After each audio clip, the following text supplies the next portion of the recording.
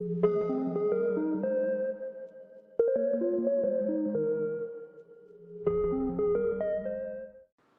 friends, this is Dr. Mamta Rathi. I welcome you all on my YouTube channel Dr. Mamta's Educational Plex.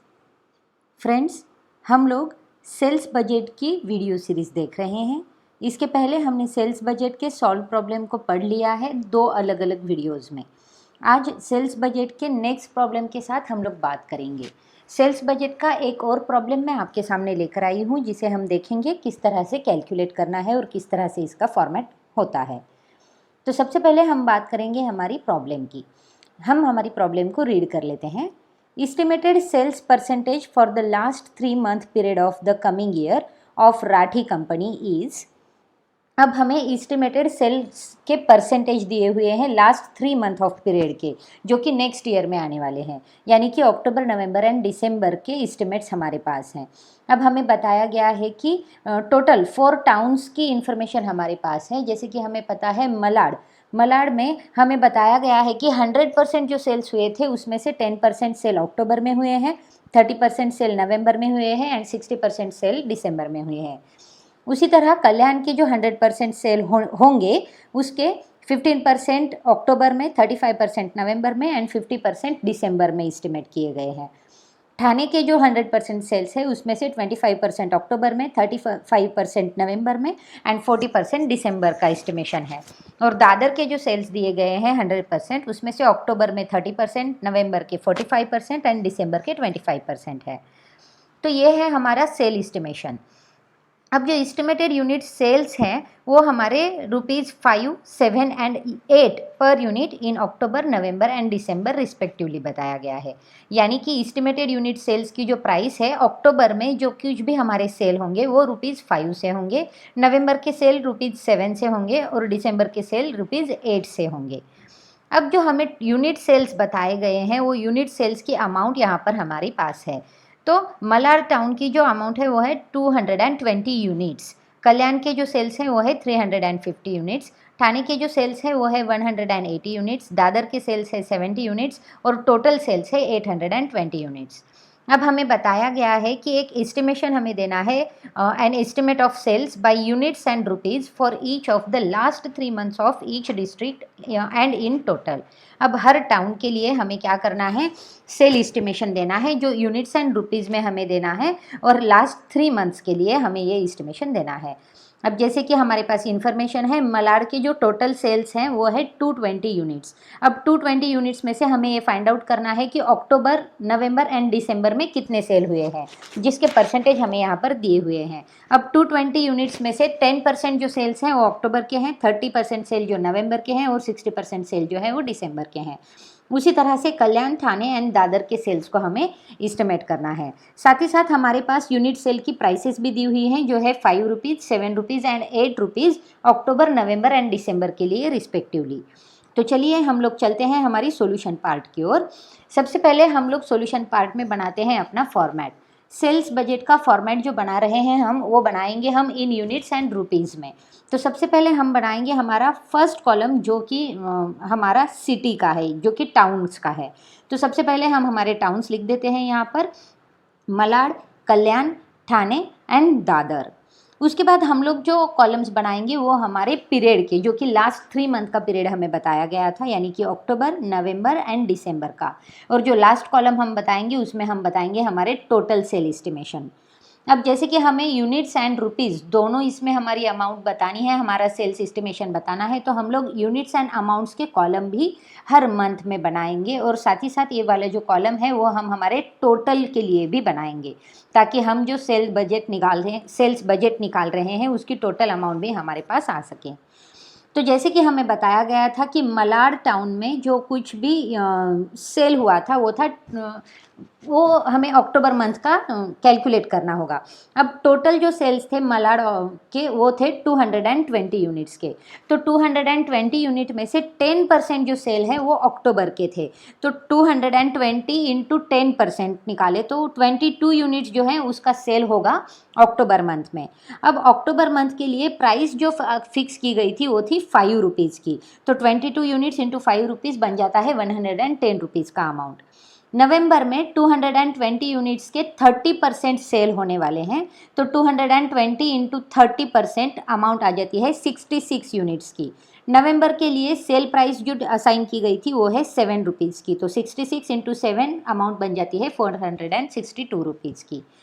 दिसंबर के जो units हैं वो हमें फिर से कैलकुलेट करने पड़ेंगे। 220 टोटल यूनिट्स थे इंटू 60% का जो सेल है वो दिसंबर में होने वाला है, तो 220 इंटू 60% अगर हम निकालें तो अमाउंट बन जाती है हमारी 132 यूनिट्स। तो दिसंबर के सेल होंगे 132 यूनिट्स। दिसंबर की जो प्राइस असाइनमेंट है वो है 8 रुपीज़ की, सो 132 इंटू 8 अमाउंट बन जाती है 1056। तो अगर हम अक्टूबर, नवंबर एंड दिसंबर के तीनों मंथ के सेल्स को अगर कंप्लीट कर ले तो हमारे पास टोटल यूनिट्स आ जाते हैं 220, जो कि हमें प्रॉब्लम में भी दिए गए हैं। और टोटल अमाउंट जो है हमारी वो हो जाती है अक्टूबर, नवंबर एंड दिसंबर की 1628 की। तो जिस तरह से मलाड का कैलकुलेशन किया उसी तरह से हम कैलकुलेशन करेंगे कल्याण का। तो कल्याण में हमारे पास थे टोटल 350 यूनिट्स, जो कि हमारा सेल एस्टिमेशन है। तो 350 यूनिट में से अक्टूबर में होने वाले जो सेल्स हैं वो है 15% के, तो 350 इंटू 15% अमाउंट हो जाती है हमारी, सॉरी यूनिट्स हो जाते हैं हमारे 52.5। 52.5 यूनिट्स को हम 5 रुपीज़ से एसेस करेंगे, क्योंकि अक्टूबर के लिए जो प्राइस असाइन की गई थी वो 5 रुपीज़ थी। उससे मल्टीप्लाई करें तो हमारे पास अमाउंट आ जाएगी 262.5 रुपीज़ की। नवंबर के जो सेल्स हैं वो 35% है, सो 350 इंटू 35 यूनिट्स हो जाएंगे 122.5। 122.5 को अगर हम 7% से कैलकुलेट करें, क्योंकि नवंबर की प्राइस जो थी वो 7 रुपीज़ थी, तो 7 रुपीज़ से उसका कैलकुलेशन आ जाएगा 857.5 रुपीज़। दिसंबर के जो सेल्स हैं वो होंगे 50%, तो टोटल जो सेल है कल्याण की वो है 350, सो 350 इंटू 50% यूनिट्स आ जाएंगे हमारे 175। 175 रुपीज़ को दिसंबर की दी हुई अमाउंट के साथ अगर हम कैलकुलेट करें तो अमाउंट है ₹8 पर यूनिट, तो अमाउंट हो जाती है हमारी 1400 रुपीज़। अब टोटल जैसे कि हमें जानते हैं कल्याण के जो सेल्स होने वाले हैं वो है 350 यूनिट्स, और टोटल अमाउंट जो कि हमने यहाँ पर कैलकुलेट कर रखी है इसकी अगर हम अक्टूबर, नवंबर, दिसंबर की टोटल कर दें तो अमाउंट आती है हमारी 2520 रुपीज़। अगेन हम ठाणे का भी कैलकुलेशन सेम तरीके से करेंगे। ठाणे के जो टोटल सेल यूनिट्स हैं वो होंगे 180 यूनिट्स। अक्टूबर में जो सेल एस्टिमेट किया गया है वो है 25% का, सो 180 यूनिट्स इंटू 25% हमारे पास यूनिट बन जाएंगे 45 यूनिट्स अक्टूबर के लिए। 45 इंटू 5 जो कि अक्टूबर की प्राइस है, अमाउंट बन जाएगी 225 रुपीज़। देन नवंबर के लिए 35% का सेल एस्टिमेशन है, सो 180 इंटू 35% यूनिट्स होंगे हमारे 63 यूनिट्स को नवंबर की प्राइस यानी कि 7 रुपीज़ से अगर हम मल्टीप्लाई कर दें तो अमाउंट हमारे पास आएगी 441 रुपीज़, यानी कि ये हमारा बजट है। ठाणे का दिसंबर का जो बजट है वो है 40% का, यानी कि 180 इंटू 40% से यूनिट बन जाएंगे हमारे 72, और 72 यूनिट्स को हम दिसंबर की प्राइस यानी कि 8 रुपीज़ से मल्टीप्लाई कर लेंगे तो अमाउंट बन जाएंगी 576। तो इसी तरह से टोटल यूनिट्स जो थे वो 180 यूनिट्स जो हमें प्रॉब्लम में भी दिए गए थे, और टोटल अगर अक्टूबर, नवंबर, दिसंबर की अमाउंट को हम टोटल कर लें तो 225 प्लस 441 प्लस 576 अमाउंट बन जाती है 1242 की। अब दादर के जो टोटल सेल्स थे वो दिए हुए हैं 70 यूनिट्स, तो 70 यूनिट्स में से अक्टूबर में होने वाले जो सेल्स हैं उसका एस्टिमेशन है 30% का, सो 70 इंटू 30% से यूनिट हो जाएंगे अक्टूबर के सेलिंग यूनिट 21, और 21 यूनिट को अगर हम 5 रुपीज़ से कैलकुलेट करें तो अमाउंट बन जाएगी हमारी 105। नवंबर के जो सेल्स बजट है वो है 70 इंटू 45%, क्योंकि नवंबर का जो सेल एस्टिमेशन है वो 45% है, तो अमाउंट हमारी बन जाएगी 31.5 यूनिट की।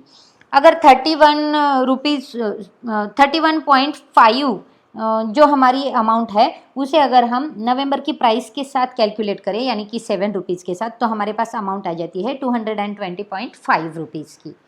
उसी के साथ दिसंबर का जो सेल एस्टिमेशन है वो 25% का है, तो टोटल जो यूनिट्स थे 70 इंटू 25% यूनिट हमारे पास आ जाएंगे 17.5 यूनिट्स। अब ये 70.5 यूनिट्स को हम अगर 8 रुपीज़ से कैलकुलेट करें, क्योंकि दिसंबर की जो अमाउंट फिक्स की गई है वो है 8 रुपीज़, तो हमारे पास सेल प्रोसीड जो आएंगी वो है 140 रुपीज़ की, तो हमारी अमाउंट होगी 140 रुपीज़।